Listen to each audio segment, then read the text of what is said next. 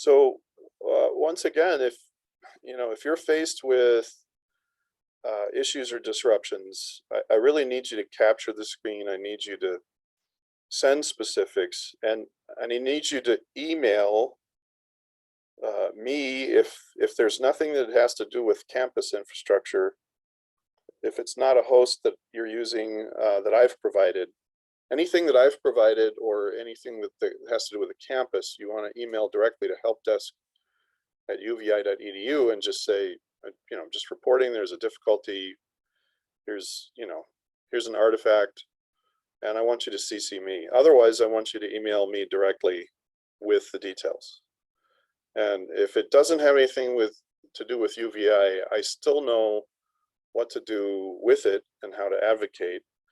And I can anonymize artifacts so that, if you're worried about, somebody rolling their eyes and saying, oh yeah, that's this part of the island and they have terrible service in this neighborhood. And, if you don't want your identity to be a part of that mix, I can basically anonymize artifacts, but I can still use those to advocate for you. Most importantly, I can use them to administratively qualify, the need for an extension on a deadline or something like this. If I don't have those administrative qualifications, I get negative outcomes. I face negative outcomes with my academic program managers because they have an expectation about how much we cover and how many topics and how many modules we get through and so on and so forth. So for the month of April, we're going to have some quick exchanges of module resources and then some quick reviews, the most significant points, and then shorter turnaround on submissions and assessments. And that's something that you can expect will be pretty consistent for the month of April, except for this week, Good Friday and Easter. I've emailed you basically a taxonomy. It's called a Taxonomy of Forensic Tools and Methods by Task. And there are links, hyperlinks in that. I've also posted this prominently in the top of the references folder. So this is where you're going to need to keep this reference handy. You're going to want to look up information quickly. At some point by the time we get to the midterm at the end of this week, before our next class, this time next week, we will have finished the Module 2 assessment and the midterm. And so you're going to want to spend some quality time on this in the next couple of days, and you're going to want to become familiar with it. In particular, the links at the header of this taxonomy are really important. These are very credible resources. So the gentleman that wrote this review at the InfoSec Institute is somebody who works at Sandia National Labs in cybersecurity. He's a subject matter expert. And this is from SANS. It's a white paper. And in particular, what I find most useful about this link, pages 14, 17, and 18. On page 14, it basically shows you the relative level of difficulty.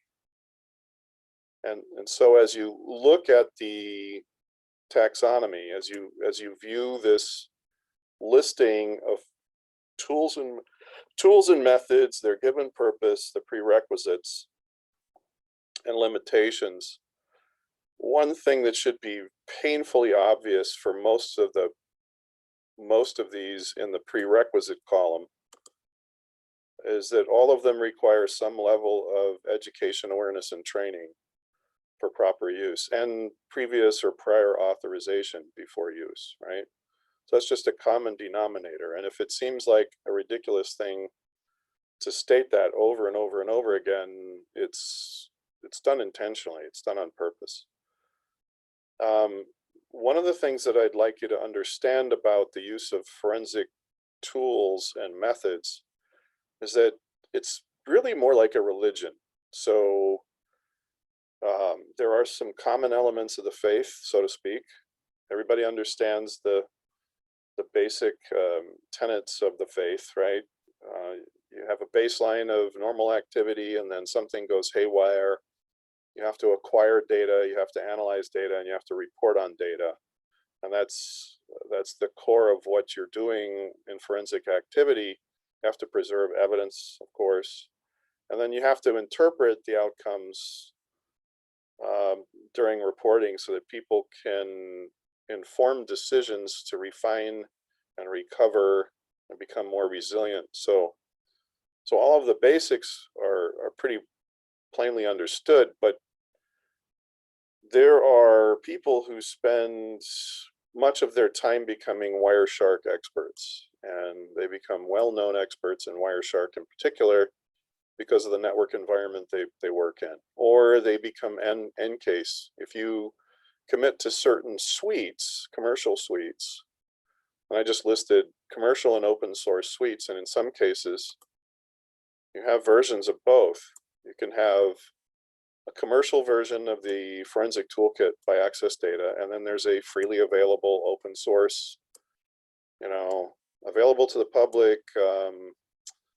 Yeah, it's 3 versions older, and there are bugs, and we kind of support it, so you can use it.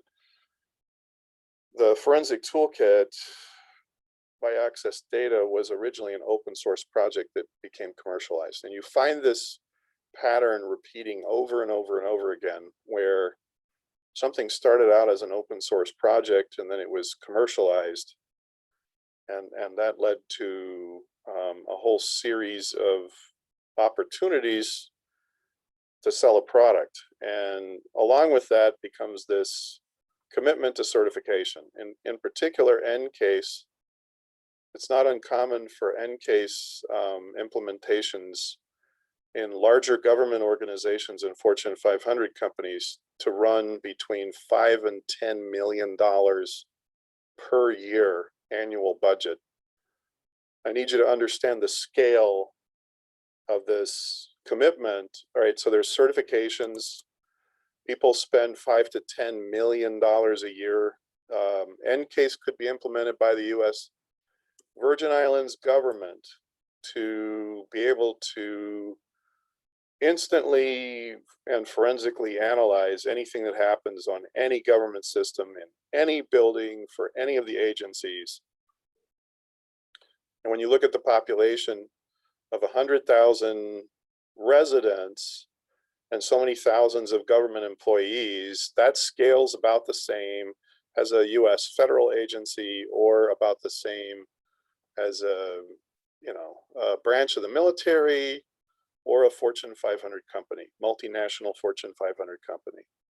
So it's not unusual for people to spend millions of dollars just renewing the license, and then people have to learn how to work this. So somebody during the lunch break decides to surf porn, and it's in another continent. Someone using Ncase on the other side of the world can be instantly flagged, and within seconds somebody can understand, okay, while they're on their next lunch break, we need to acquire the data on their PC, because they're not going to be an employee for much longer.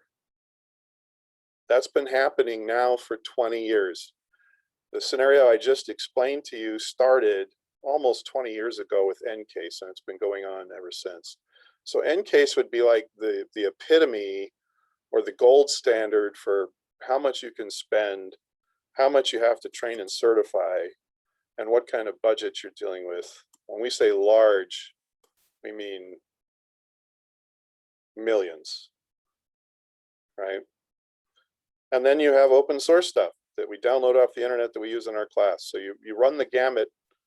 You run the gambit from extremely large corporate and well-established forensic tools to Somebody came up with this 5 years ago. They bundled it in the SANS SIFT forensic suite, right? Oh, and now they're not doing anything with it. So it still works, and there are some experts. Kane is a great example of this. The Kane distribution was developed exclusively among Italian law enforcement professionals who then had such a good deal going, they turned it into an international resource where you can get the Kane distribution in multiple languages. And it's specifically custom built for law enforcement professionals who do forensics, because there are things they have to do with chain of custody and with documenting for court cases where there's criminal issues. You know, it's you can use Kali for something that's involves a criminal court case, but if you do much of that, the law enforcement community got behind Kane, and there are still experts that provide this network of consulting resources, right? But it's no longer actively supported. The last version was published a number of years ago, and this is another problem with the industry, is that, you know, it's either no longer supported or it's very expensive. And what's the main thing I want you to understand? What's a big picture conclusion I want you to get from this taxonomy? It probably boils down to this. If you're going to become a forensic professional and you'd like to do this as a living, you'd like to make a living doing forensics, you're going to become very, very knowledgeable and skilled with the free stuff, the open source, until your workload justifies. And when I say workload, I mean you have enough for 2 or 3 part-time or full-time employees. You have enough business to justify your own facility for as a consulting practice, and you start clearing enough each year for the court cases and for the forensic services you provide for a region or for a metro area. You know, you start making $250,000 a year. You're hiring other people. You have specialized lab equipment. At that point, when you start doing more cases, that's the only point. That's typically the only point where the return on investment makes a strong business case or sound business sense to invest in the very expensive products. At the top of the list of the most expensive products you can ever purchase for this kind of stuff, Mandiant Redline it's like the crack cocaine of forensic cyber suites. They want to upend Ncase. Cellebrite, even for academic licenses, costs, I don't know, $10,000 for a single season. And student interns at Norfolk State for summer cybersecurity internships used Cellebrite, and they were wowed with it. And then when the grant ended, they couldn't use it anymore. And so everything they did that whole summer was wasted. All of it was wasted because they couldn't renew the $10,000 academic license, you know. So I think from where I sit as a forensic educator, I think we're going to have to start to advocate. You heard the word advocate earlier today, and I was talking about infrastructure issues, but forensic resources, quality forensic resources, we should advocate with these companies that it is self-serving and destructive for any company to charge $10,000 for an academic license for students to use and investigate their products if they expect them to appreciate all that they do. It's just idiotic. It's nothing but profit driven. These are venture capitalists that see an open source project and they want to, they see dollar signs and they're like, oh yeah, this is going to be the next Ncase. Ncase makes, their revenue every year is hard to, I mean, it's hard to imagine, but EnCase is really like the reigning. If you wanted to guarantee employment as a forensic specialist, and you went to an EnCase training and certification program after you certified with one of the forensic certifications, you can go to any major metro area and look at the wanted ads, and you'll find that EnCase skills are in constant demand all the time. Any questions about what we've discussed so far? No questions. Okay. When it comes to baseline, this is why I'm a fan of baseline tools and methods. If you have a baseline and you've captured, so one of the things we want to talk about in terms of method is this notion of a baseline method and how we use Task Manager and the Performance tab. So right now, assuming that I was utilizing 32% of my memory and a quarter of my CPU, if my baseline normally uses 10% of my CPU and 15% of my memory, it's a simple calculation. It's a tipping point, right? So if I say normally my CPU is 10% utilized, so I take 10, and now it's running 25 to 30, so I'll split the difference and divide by 28, right?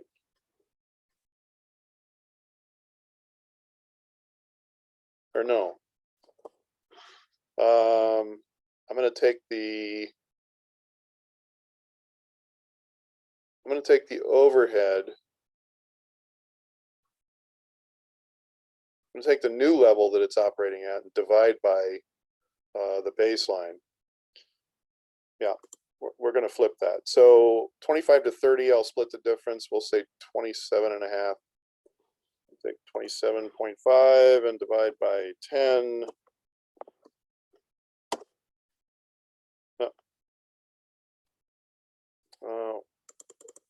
What am I doing here? 25 divided by 10. There we go, times 100. That's the percentage of increase. So if I'm running 25% higher on my CPU, what kind of a change does that mean in terms of the baseline? Well, if the baseline is 10 and I'm running at 25, that's a 250% increase. So anything that's a change of 50% or more, as a rule of thumb, is significant. You can get fairly wide variations, but anything that runs more than 50% higher than a normal baseline, something has changed, something is different, something is off, right? And then there are tools of observation you can use that are just as effective as the professional tool suites. And this is every bit as admissible in a court of law. You can basically say, yes, Your Honor, we had a professor who was hiding some manner of illicit material on computer lab machines. And this is based on an actual case that we conducted in my last post. On campus, we had a professor that was using steganography to embed sensitive information inside, bury it inside graphics files. So used JPEGs and then encrypted information and was sending it to the Middle East. This was an Egyptian professor, and he had just joined the faculty the year before. This was 3 years after 9/11, so everybody was pretty sensitive about unusual Middle Eastern activity, not to profile, but that was really unusual. And in the adjacent computer lab, the baseline for the CPUs were all around 10 to 15%, and the memory was around 20%, and the disk activity was around 10%. And as soon as the professor moved in and started doing things after hours on the lab computers, the CPUs were 60, 75%, the memory utilization was 80%, and the disk was almost redlined. It was 95% constantly. The network traffic was huge. And this wasn't on one machine, this was on half a dozen machines. So we basically kept records of that change and provided simple statistics to the leadership and said, you know, you have an eightfold increase in some of the resources that are utilized. And of course, network performance is in the tank. We have to make changes in the computer lab that would restrict access to certain applications and resources on those systems. We got a green light to do that. There were complaints, formal complaints filed instantly in the office of the president against our department by this professor, who just railed on and on about, you know, this is a control state, and you know, people should have the freedom to do what they want with, you know, with their whatever. And this was a chemistry professor, not a computer science professor, not a cybersecurity professor, who had any reason to run any software that would do this kind of thing. So where does this fit in on the taxonomy? The MITRE attack matrix, if you haven't looked at this, you really need to spend a little time and look at the MITRE attack matrix, where you can basically, and this is huge, and it takes quite a bit of time to become familiar, but essentially the tactics, techniques, the key word here, the key acronym is tactics, techniques, and procedures.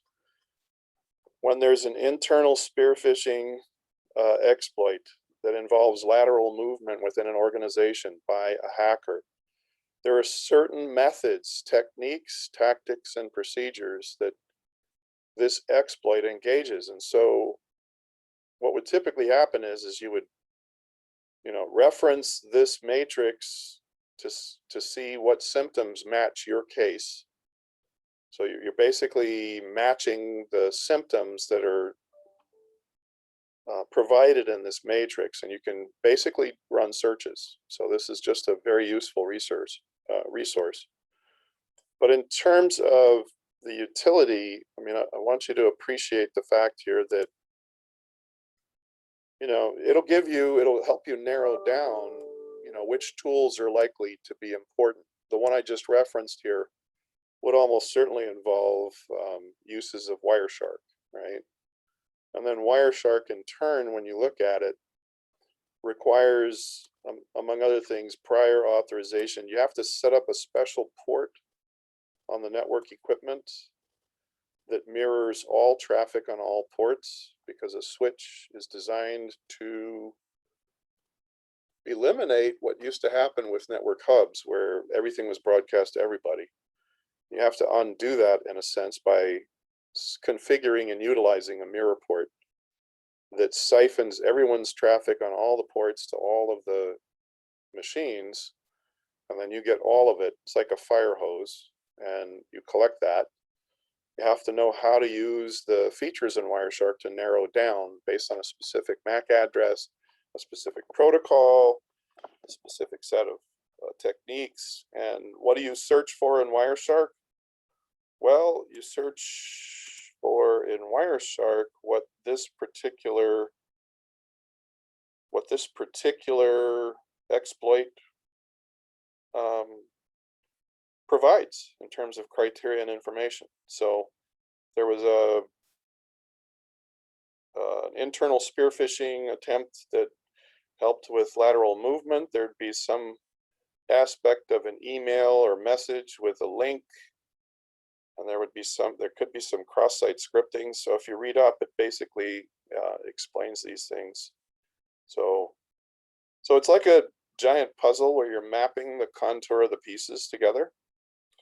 And part of it is to consider the method of attack, and then the corresponding purpose of the tool. The method of the attack with the corresponding purpose of the tool. Everybody repeat with me. The method of the attack and the corresponding purpose of the related tool. I want to spend a little time on this.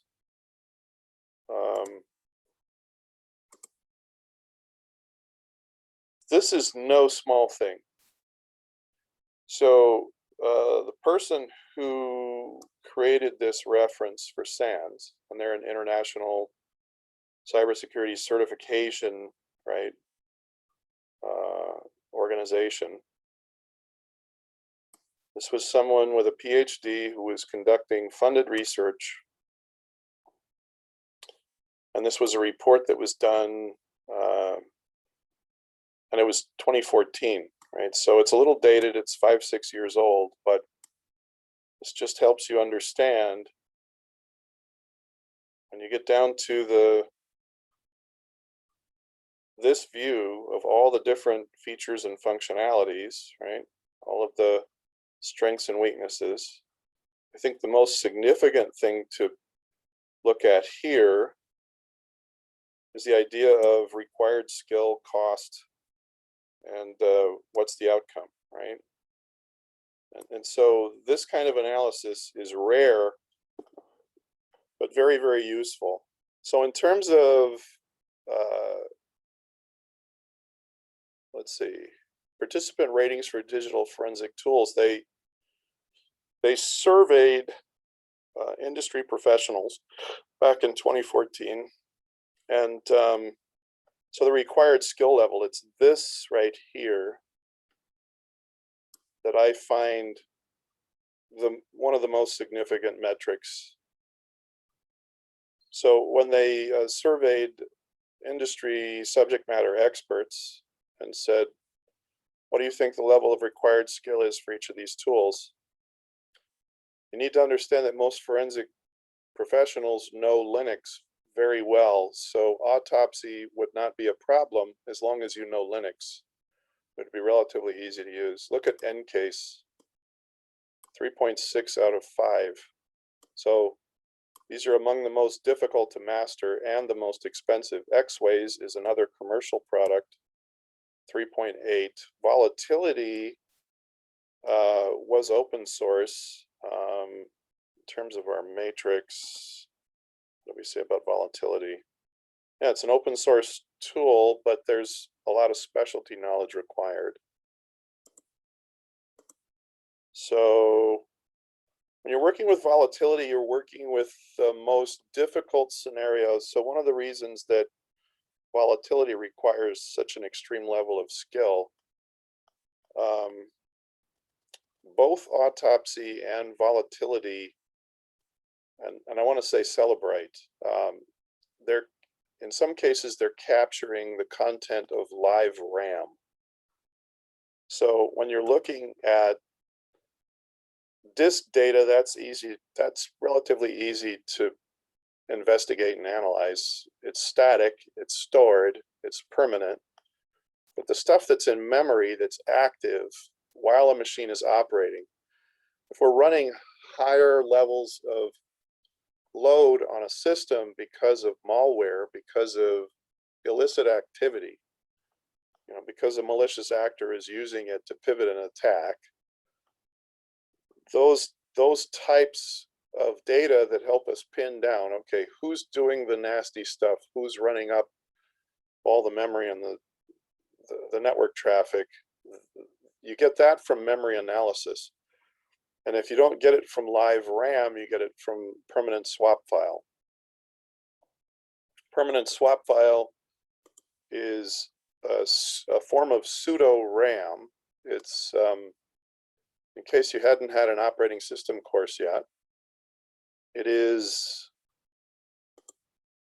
a special area of disk memory storage that is designed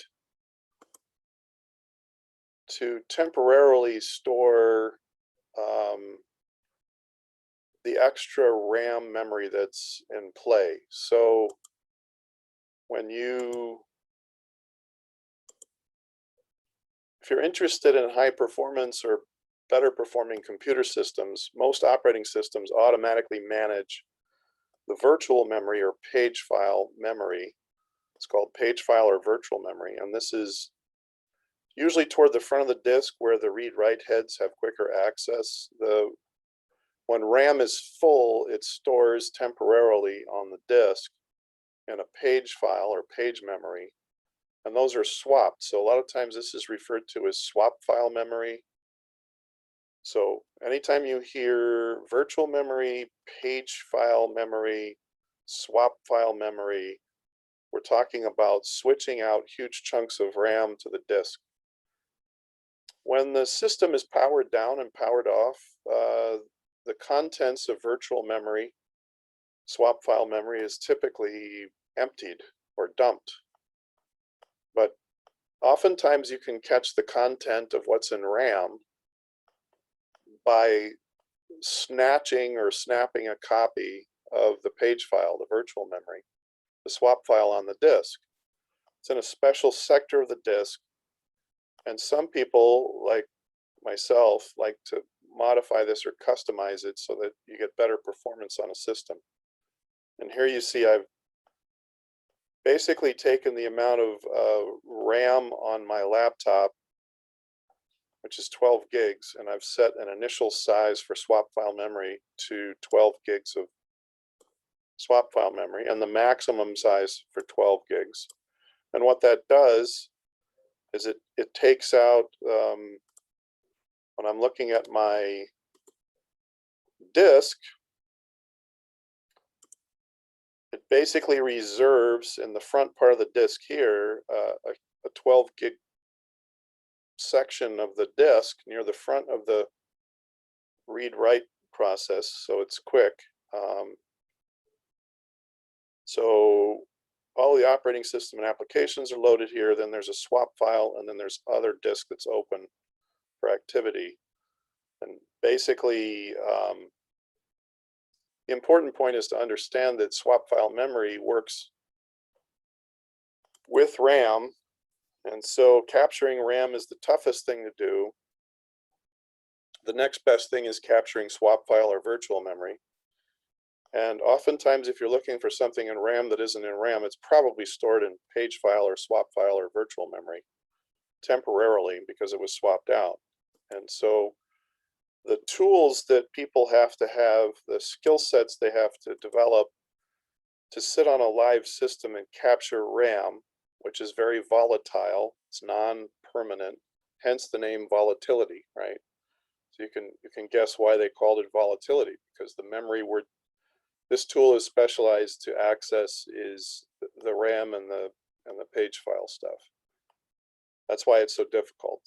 It happens very fast. Network forensics and live RAM data is by far one of the most difficult skill sets to master. And the folks that are subject matter experts in the field at top federal agencies, they're well known for their skills because they've developed that capacity to work in that place. Ncase has an automated tool. You just push a button and Ncase captures it. But Ncase requires a lot of specialized training. So working with permanent swap file or virtual memory and RAM with Ncase is as simple as clicking a button. You just have to have $10 million a year in your budget to deal with it, right? Output quality, right? So what's the most sensible? You'll notice that there's a fair output quality for autopsy, and that's free. But to me, what's most significant is this, how hard is it to learn to use Ftk Imager? 1.9 out of 5. Okay, so it's easy to use, but you got to pay for it, right? And if you're using the free version for Ftk Imager, in last year's forensic, not last year, the previous year, we used Ftk Imager. There was a free trial version for 30 days, and Ftk became commercial. So Access Data became a commercial entity, and they agreed to give us a 30-day trial, and it took 3 months to clear an academic license for a 30-day free trial. Then when students got it, they couldn't load it on some of their laptops. And those that couldn't finish the solution within the 30 days. It was kind of nuts. So there are lots of logistical challenges, but I want you to know where to find this information, because you're going to get a question on your assessment about, okay, you have new forensic staff and they need something that's relatively easy to use. Which would be the best selection for easy to use in terms of learning curve for somebody who's starting out with commercial suites, right? If you have to pay for it, do you want something that's hard to use or not? So you would say, okay, FTK Imager would be a good selection based on what? Well, based on this official study that was done just 4 or 5 years ago. And it's a lot of work that went into this study, okay? You need something that's cost effective, cheap. 5 is very expensive, and 1 is cheap. You don't have a budget. Look at Ncase, 4.6 out of 5. Yep. Ftk Lab. So this is the same company that does Imager. There's an open source free version that's a couple of versions old. They'll let people use, and it's got issues and bugs. And then when you start to use it and they say, hey, I can't get this tool to work, they say, well, if you get the commercial product, all those kinks are worked out, right? You just got to pay through the nose for that. So Access Data and the Forensic Toolkit people have grown tremendously by leaps and bounds in terms of industry credibility, and the cost of their commercial product reflects that, right?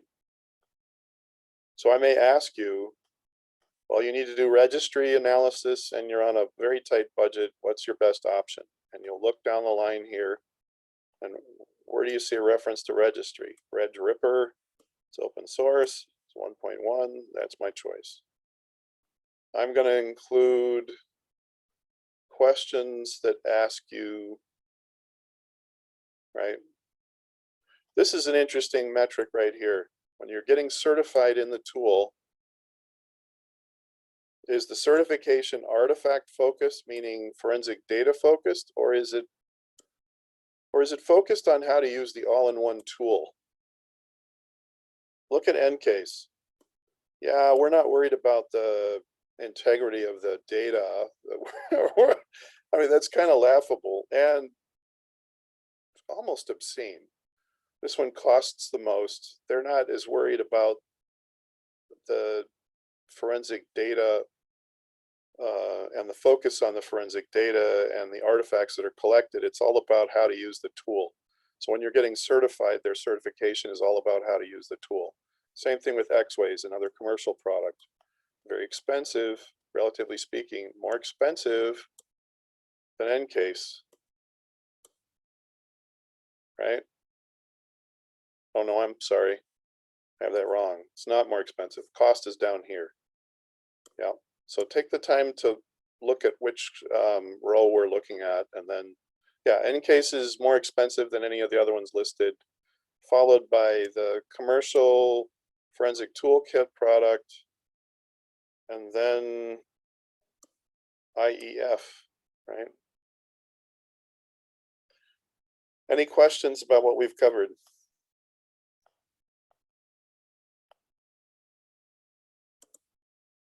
No questions so far. No questions. Okay. I want to spend a little time with you about Tripwire. So Tripwire takes a snapshot. Everybody knows what hashing is, right? Hashing tools. Yes. So if you want to know something that's changed on your system, you need to have a way to plainly see that something has changed. And hashing is one quick way to do that. If I have a data file and there's hidden data inside the file, after the data is hidden in it, the hash changes, right? Well, the physical size of the data file changes too, but when you look side by side at a Word document, if there's hidden information in a Word document, and let me tell you what hackers do all the time. A lot of hackers don't have really expensive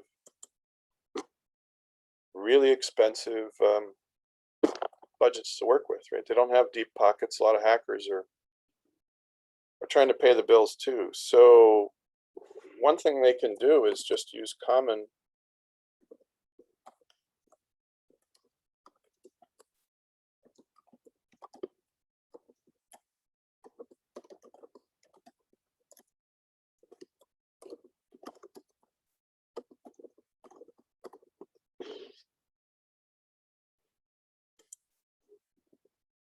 everybody sees what I'm doing, right?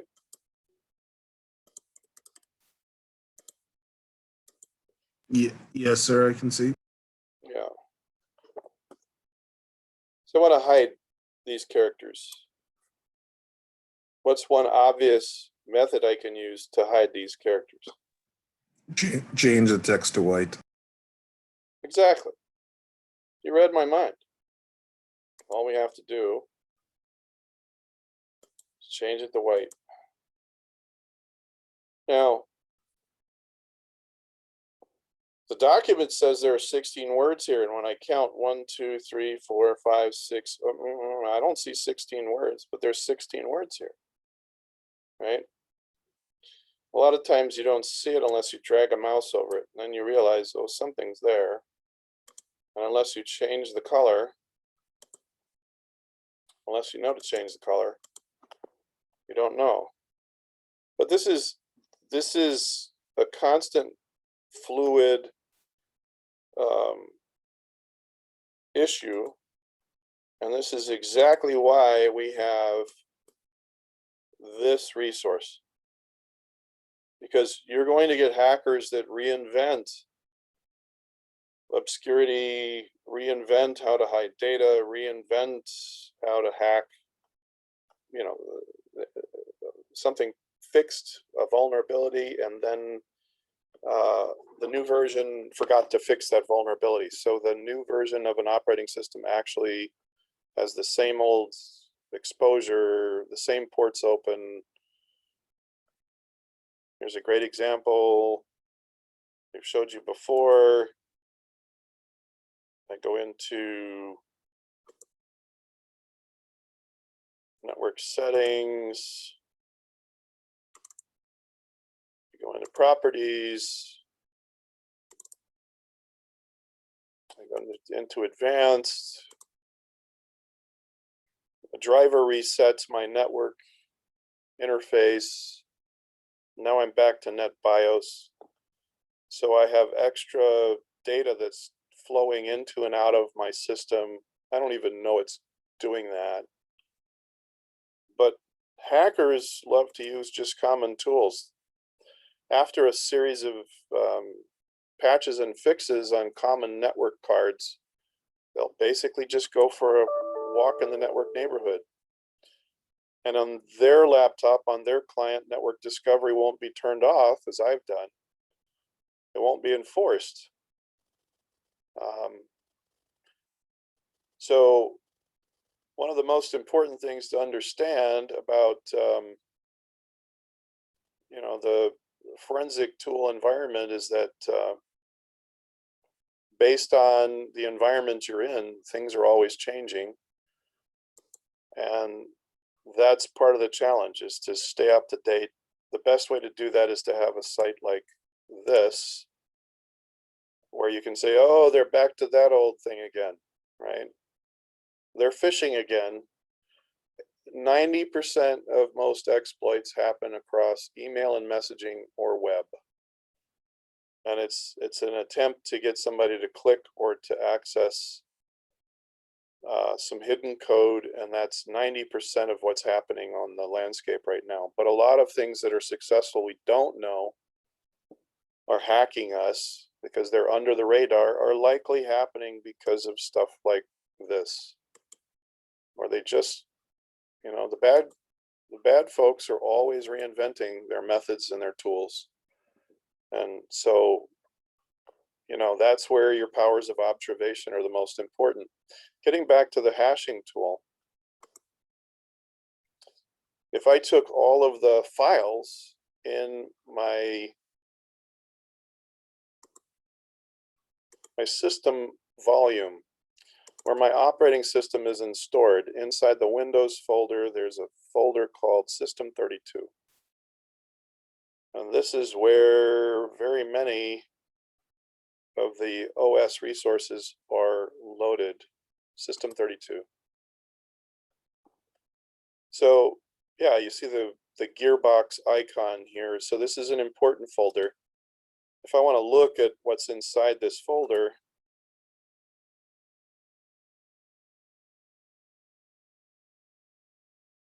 in my System32 folder, this is the newest version of Windows 10.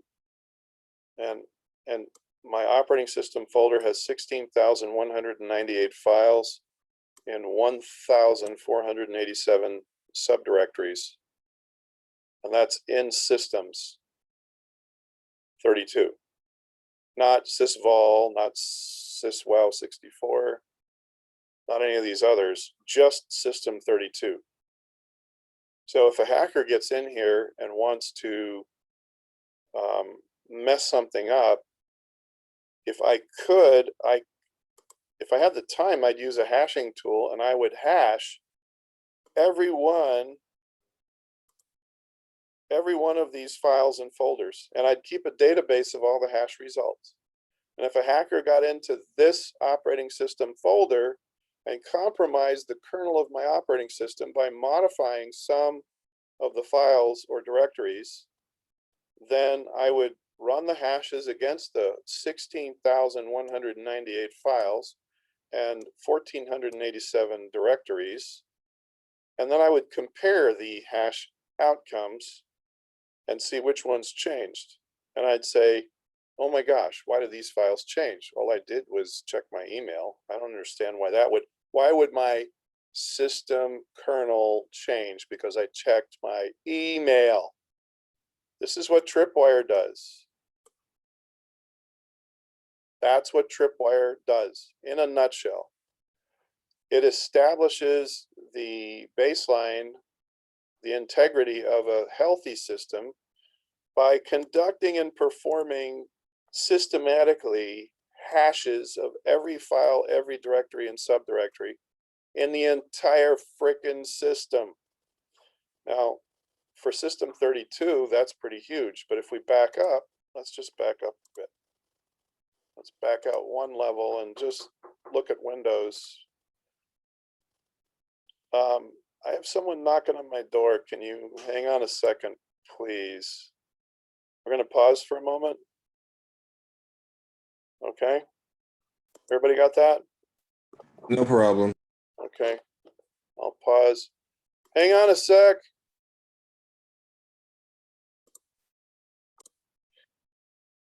Okay, we're back. Okay, so if we look at just the Windows folder, now we're dealing with more than 250,000 files and 92,582 folders, right? And that's just Windows. What about users? I have several logins for this machine. Let's take a look, right? How many different files and folders? You get the point. The simple fact is, if you have a product that systematically hashes all of your system and user data files and directories, and then keeps a running database of that every time it changes, if there are legitimate changes, it updates legitimate changes. Whenever you write changes, whenever you read your email, whenever you browse the web, whenever that data and content changes, Tripwire rehashes everything and then stores the new hash in that database. What you want to know is which elements of your system have changed. And Tripwire is an amazing tool. Now, you do have to have, it is a commercial product at this point, and it does require some training to that effect. There are some aspects of what Tripwire does that are built into System Center configuration management, which is part of the Microsoft system that's used to detect changes. And so what they do is they combine all of the logs for all of the systems, and then those are categorized and cataloged and compared, and there's an analysis done. Log analysis itself is a specialty area, and one of the things I want you to know about in analysis is this. So there's the two specialty tools that I want you to know about the most. Tripwire, it's, you know, like automated hashing on steroids. If it changes, you'll know it changes. And that's a military concept. You set out tripwires with flares, so when the enemy comes by, you know the enemy's nearby, right? There's an alert. And Splunk. So Splunk is a tool that's designed to take huge amounts of data. And one of the forensic challenges when you're working on in a larger organization to identify patterns, it's like, okay, we have malware is spreading. Where is it? The indicators can be found quickly with Splunk. So if this is generating lots of information on baseline operations and baseline integrity of files, when you have changes that start playing out in an organization, the logs, the combined criteria that's written across dozens or hundreds of machines and systems to the logs becomes hard to tease out. And Splunk is a particular specialty tool that works with huge amounts of data, not just log analysis data, but the term SIEM, Systems Event Integration Management. That's when you combine all of the logs together. So SCCM does this. Ncase has its own version of this, right? So, but these are tools that are built in to automate the management of systems in a corporation that Microsoft provides. And there are components of Tripwire, components of Ncase, and components of Splunk built into SCCM. This is, if you're in computer science, everybody should get to know this tool. This is a Windows, and it's open source. And one of the Microsoft most valued professionals created Sysinternals. You can basically capture live process as it's happening. So you can identify malware. You can identify malware that's never been studied or qualified. So completely new unknown malware, you can use Sysinternals to identify because of what you can see live happening with processes. So each of the things we've called out here are specialty cases. And unfortunately, the amount of space that we have, in order for this taxonomy to be efficient, there isn't a lot of room for description, but I'm recording this. I'm going to put this out on the website. And I want you to know what's so special about Tripwire. What's so special about Splunk? What seams have to do with anything, and how the Microsoft version of this kind of blends together Tripwire, Ncase, and Splunk capabilities. I want you to know that Sysinternals is one of the few Windows open source utilities that help you understand what's happening with a live process in real time, and it's useful for malware analysis, right? So we say capture of process criteria, we're talking about a running process in memory. So I want you to understand the context there. You don't have to spend a lot of time and money on either training on an open source like Volatility or a live tool in Ncase. We have to spend so much money. You can use stuff that's free, and Sysinternals is one of the few that are available for Windows. Hall of Shame, without a doubt, Encase,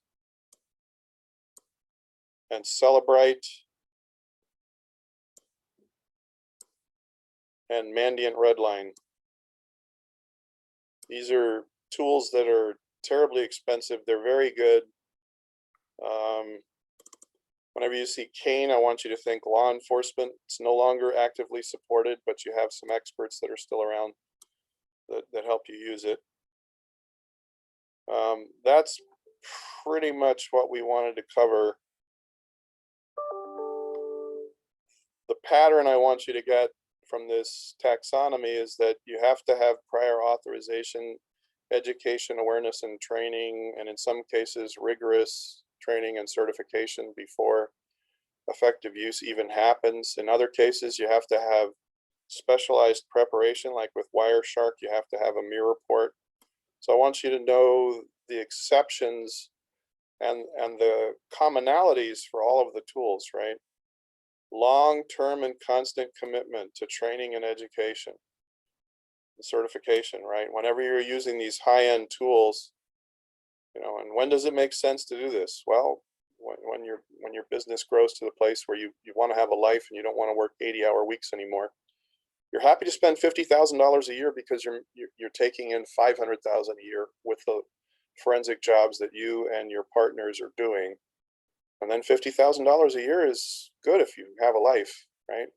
So people don't bat an eyelash to spend 50 if what they start doing for organizations and for their clients is valued. I want you to understand that in forensics, a single forensics case can flip a lawsuit and save an organization hundreds of, in some cases, hundreds of millions of dollars. There have been landmark lawsuits that involve huge sums of money, fines by the European Union, by the federal government, and we're talking on the order of north of $100 million. There are cases where companies have been fined more than $100 million, put them out of business, right? So what is a client going to do when you save hundreds of millions of dollars for them? They're going to retain your services and you're going to make lots of money. So anyway, I just thought I'd try to put all this stuff into context. It's almost depressing the amount of additional legwork and time and training. I would say that after you finish preparing and working through an education program in forensics, it usually takes about 6 months to 9 months to get up to speed on a given specialty tool with a certification. 6 to 9 months. You should plan to spend most of your time 6 to 9 months becoming very skilled at a given tool set or suite, right? And if you get NK certified, you got a job. Hands down. Any major city, take your pick, they're hiring right now. Any major corporation, if they're an Ncase customer, they need people to work the Ncase in-house, and almost half of the Fortune 500 roster, they use Ncase. They're hiring right now. So, any questions before we close for the day? No, sir. Okay, I'm going to post the assessment for Module 2, and I need you to have that completed by the time we'd have our next class. I'm going to put retakes out so you can complete those by the end of the week, and you'll do the midterm early next week. Is there anybody that would like to schedule assistance with your solution for Module 2? Is there anybody that's still working on Module 2? I'm going to push back the deadline for that. I'm still working on it. Okay. As am I. Same. Okay. How does this Saturday 11:59 p.m. sound? That's That's perfect. Okay. And if you get stuck, you need to tell me sooner instead of later. Don't wait until you're on the wire, right? Okay. Well, unless there are other questions, we're going to close for the day. Thank you for joining us. Please take the time to review this video again and take some quality time to become one with the taxonomy. And good luck on your assessment.